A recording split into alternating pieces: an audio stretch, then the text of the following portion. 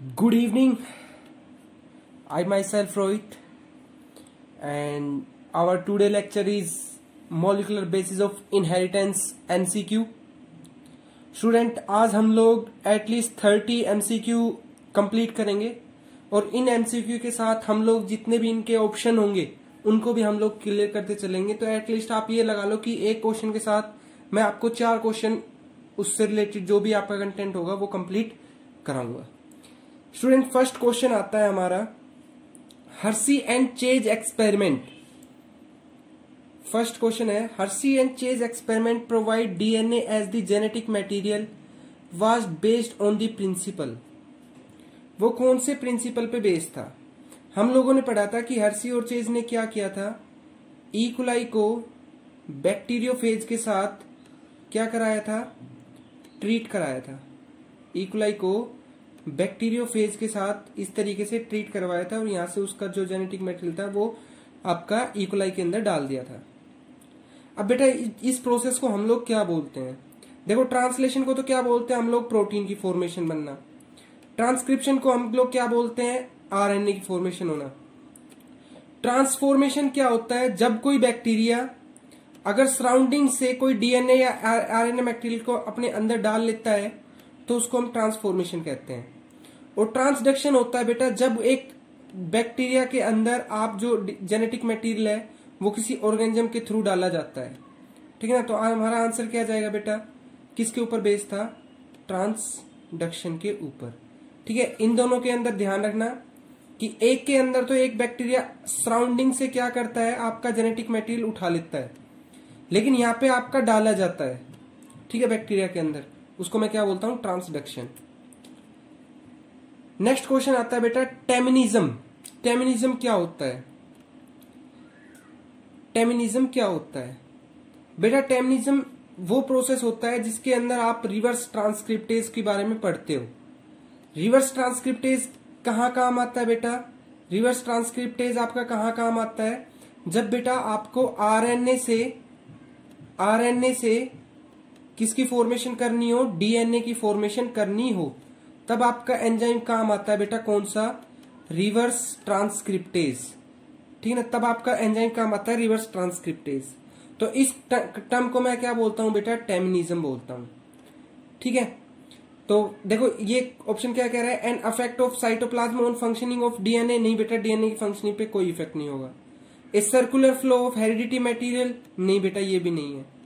A central dogma of molecular biology. Central dogma तो क्या कहती है कि डीएनए से आरएनए बनाओ, यही कहती है ना, डीएनए से आरएनए और आरएनए से प्रोटीन, यही कहती है भाई सेंट्रल डोगमा। तो फर्स्ट ऑप्शन भी देख लो भाई, ए सेंट्रल डोगमा रिवर्स, मतलब सेंट्रल डोगमा का रिवर्स मतलब आरएनए से डीएनए बना है।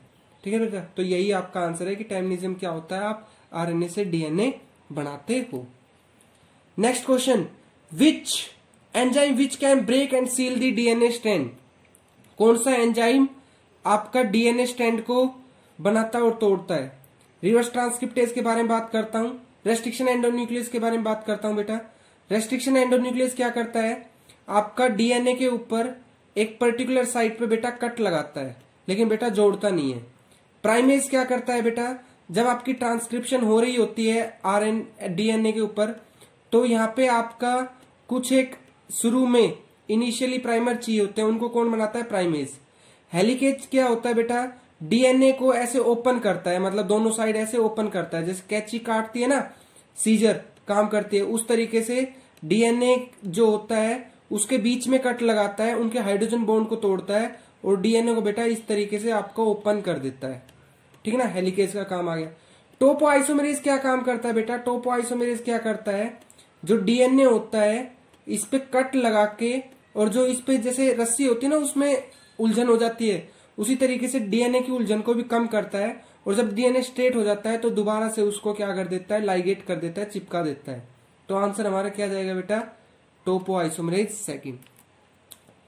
नेक्स्ट आता है बेटा match the name and the scientist. Name and the scientist with the achievements. आपको एक तरफ साइंटिस्ट दिए हुए हैं, एक तरफ ही साइंटिस्ट दिए हुए हैं, और एक तरफ बेटा इनकी डिस्कवरी दी हुई है। आपको बताना है कि कौन से ने क्या किया था। वाटसन एंड क्रिक का भिड़ते आप ध्यान में आता है सर डबल हेलिक्स मॉडल। ठीक है। आर एच होले ने दिया था बेटा आपका क्लोवर मॉडल। ठीक ना। मार्शल ने क्या दिया था बेटा आपका जेनेटिक कोड। ठीक है। जैकब एंड मोनेड मतलब माइकल जैक्सन, जैकब एंड मोनेड क्या नाम याद आ रहा है, लैक ओपेरोन। एलेक जेफरी ने दिया था सर डीएनए फिंगरप्रिंटिंग। मतलब ए का क्यू, ए का आर, बी का एस, सी का है आपका, सी का क्या लगाया है क्यू। ठीक है। तो हमारा आंसर क्या जाएगा, सी का हमने क्या लगाया था क्यू। ठीक है। आंसर हमारा क्या जाएगा 3। ठीक है। उसके बाद बेटा बात करते हैं हम लोग transcription initiation factor associated with the RNA polymerase enzyme, polymerase holo enzyme in prokaryote. आपका एक होलो एंजाइम होता है आरएनए पॉलीमरेज जिसमें 2 बीटा यूनिट होती है और 2 अल्फा यूनिट होती है, लेकिन वो कुछ काम का नहीं होता जब तक एक बंदा ना आ जाए। कौन, गामा यूनिट जब तक अटैच नहीं होती। तो कौन अटैच होता है बेटा और होलो एंजाइम बनाता है आपका gamma. The stretch of DNA between AUG and A stop codon is called. आपका जो इनिशियली जो कोडोन है AUG और UAA इनके बीच का आपका कौन, इस फ्रेम को हम क्या बोलते हैं, इस फ्रेम को बोलते हैं बेटा open reading frame. TATA box कहां होता है आपका, इनिशिएशन में स्टार्ट करवाता है। ठीक है ना, ट्रांसलेशन। ठीक है। डीजनरेशन का मतलब क्या होता है, डीजनरेट का मतलब क्या होता है कि आपका जो आपका जेनेटिक कोड है वो कई सारे कोड से एक अमीनो एसिड कोड होता है। ठीक है। नेक्स्ट आता है हमारा मैच दी फॉलोइंग। मैच करना है, एक साइड एंजाइम दिया हुआ है, दूसरी साइड उसका वर्क दिया हुआ है। हेलिकेज एंजाइम क्या करता है, helicase enzyme sir hydrogen bond को तोड़ता है, किसके अंदर, डीएनए के अंदर, मतलब अनवाइंड करता है किसको, डीएनए को। पेप्टाइड ट्रांसफरेज क्या करता है सर, पेप्टाइड बॉन्ड बनाता है, कब, जब प्रोटीन बन रहे होते हैं। डीएनए पॉलीमरेज क्या करता है सर, डीएनए की सिंथेसिस करता है। डीएनए लाइगेज क्या करता है बेटा, डीएनए लाइगेज क्या करता है आपका, ज्वाइन कराता है डीएनए फ्रेगमेंट्स को। ठीक है ना। अमीनो एसिड सिंथेटेज एंजाइम क्या कराता है आपका, एक्टिवेशन कराता है अमीनो एसिड की। आरएनए प्राइमेज क्या करता है, आरएनए प्राइमेज क्या करता है, सिंथेसिस करता है आरएनए प्राइमर की। एफ का आर, ई का एम, डी का एन, सी का क्यू, बी का पी, ए का ओ। कौन सा ऑप्शन जाता है बेटा, ए।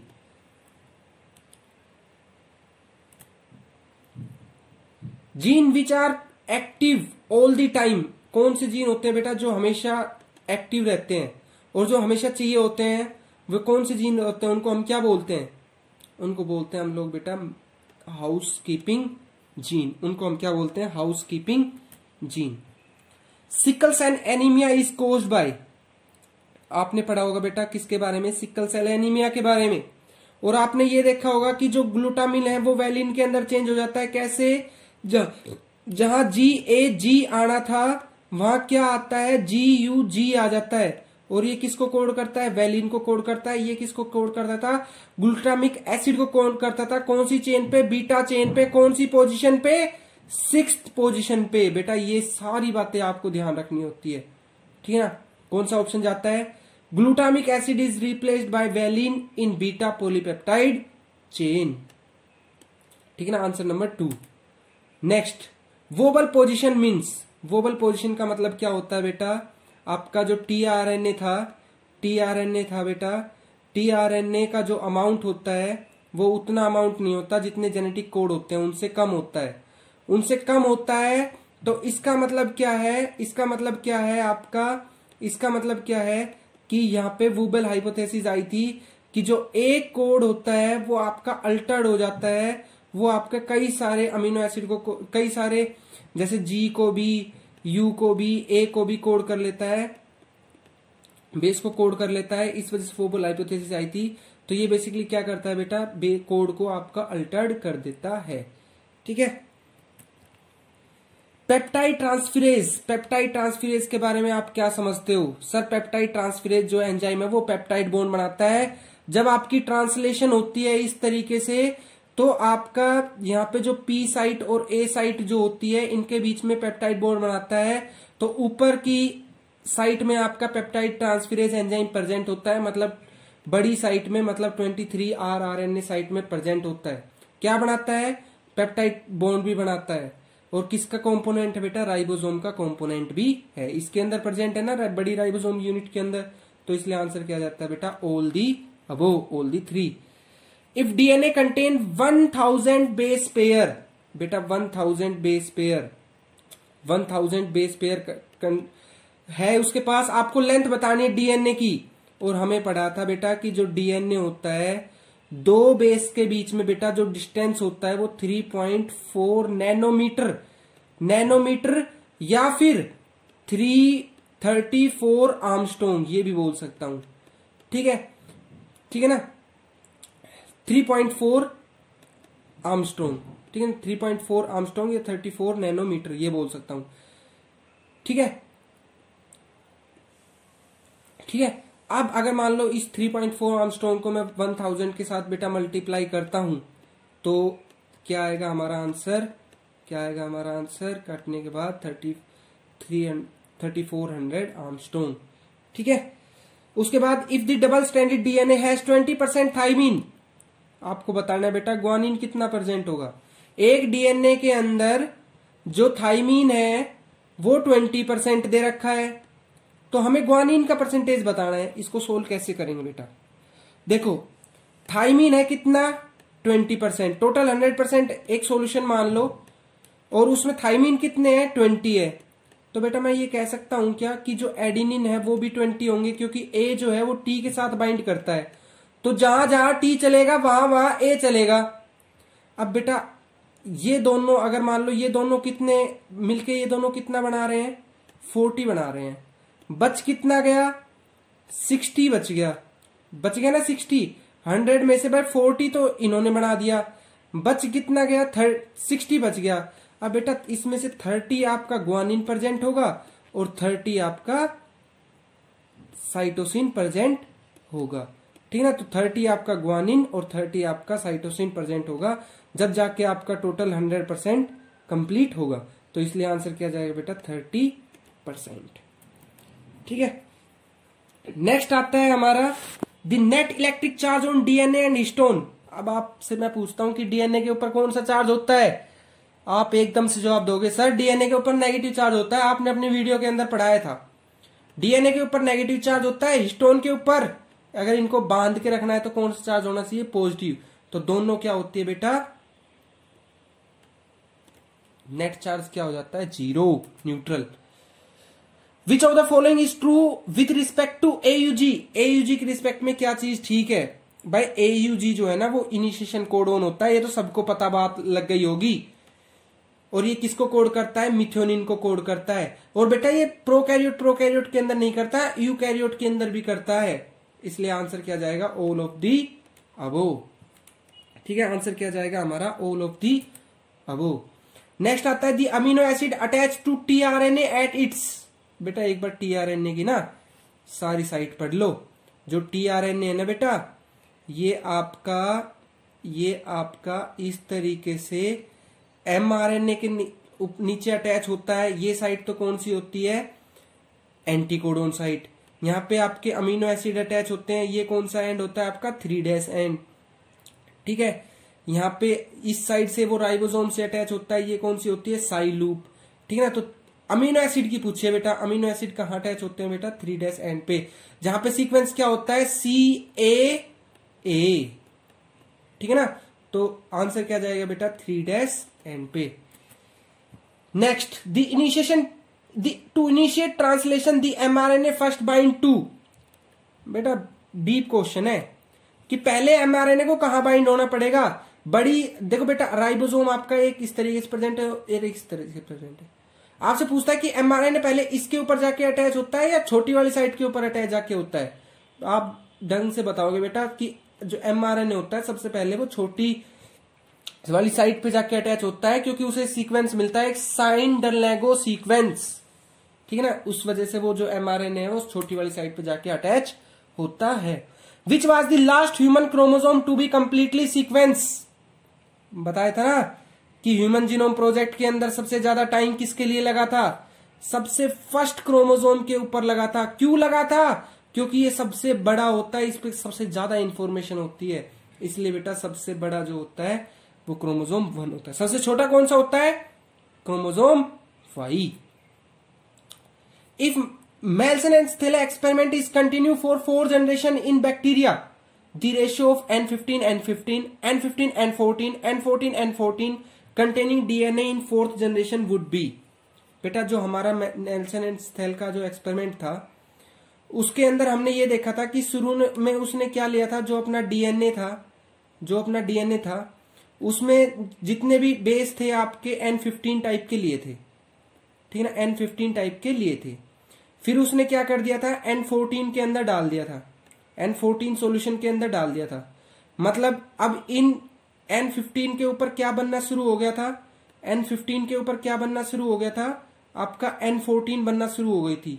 मतलब N14 की आपकी चेन बनेगी, ठीक है ना। यही बात करी थी ना सेमी कंजर्वेटिव प्रूफ करते वक्त उसने यही बात की थी ना।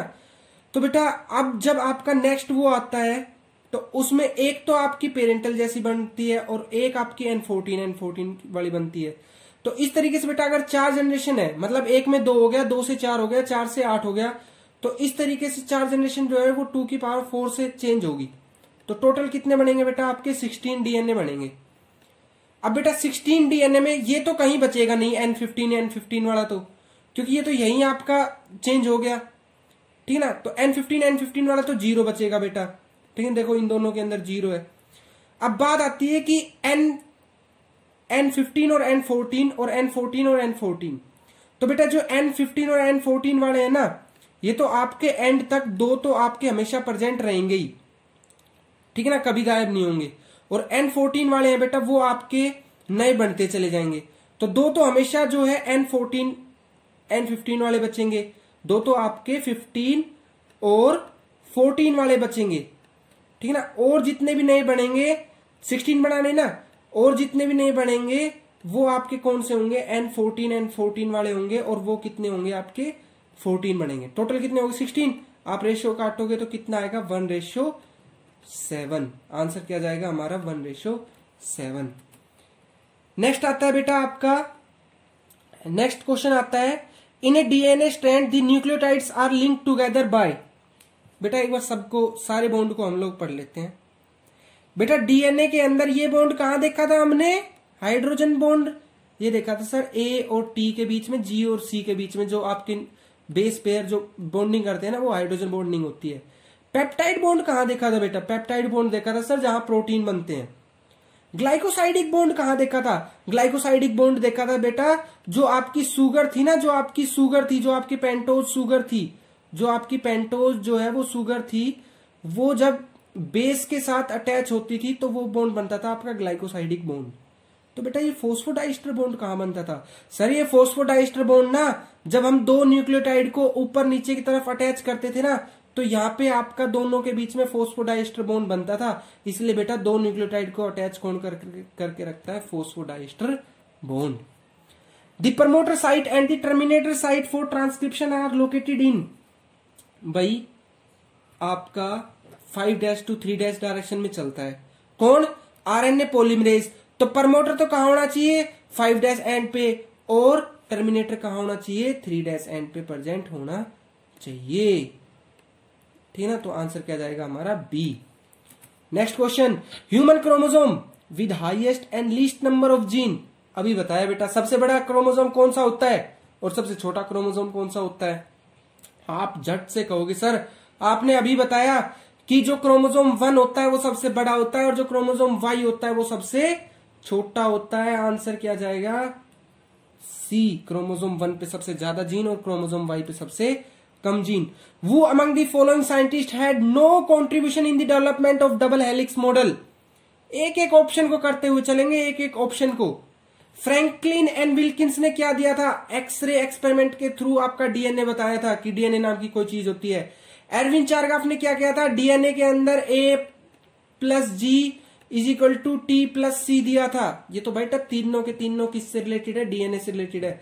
बच कौन सा गया। मेजेलिन स्टील ने क्या दिया था, मेजेलिन स्टील ने बेटा क्या दिया था, आपकी सेमी कंजर्वेटिव टाइप की दी थी। ठीक है, तो ये आपका रिलेटेड नहीं है स्ट्रक्चर से। Discontinuous synthesis of DNA occur in one strand because, बेटा एक जो पॉलीमरेज जो आपकी डीएनए सिंथेसिस होती है ना, जो आपकी डीएनए सिंथेसिस होती है ना, वो आपकी एक ही स्टैंड पे कंटिन्यू क्यों होती है, दूसरे स्टैंड पे होकर जाके फ्रेगमेंट्स क्यों बनाती है, क्योंकि जो डीएनए पॉलीमरेज होता है वो सिर्फ एक डायरेक्शन में काम करता है, और वो डायरेक्शन कौन सी होती है, 5' to 3'। Control of gene expression in eukaryotes take place at the level of, हमने देखा था बेटा लैक ओपेरोन, हम लोग लैक ओपेरोन करके आए हैं बेटा। देखो यूकैरियोट्स के अंदर तो तीनों स्थान पे ही देखो, यूकैरियोट्स के अंदर होता क्या है, न्यूक्लियस होता है, न्यूक्लियस के अंदर आपका डीएनए की रेप्लिकेशन होती है, डीएनए की रेप्लिकेशन होती है, और न्यूक्लियस के अंदर ही ट्रांसक्रिप्शन होती है, और उसके बाहर आपकी ट्रांसलेशन होती है। तो बेटा मैं यहां पे भी रोक सकता हूं, यहां पे भी रोक सकता हूं, यहां पे भी रोक सकता हूं, लेकिन इनके अंदर क्या होता है, प्रोकैरियोट्स के अंदर क्या होता है, जहां आपका आरएनए बन रहा होता है साथ साथ आपका प्रोटीन बनता रहता है, क्योंकि कोई न्यूक्लियस नाम की कोई चीज होती नहीं है।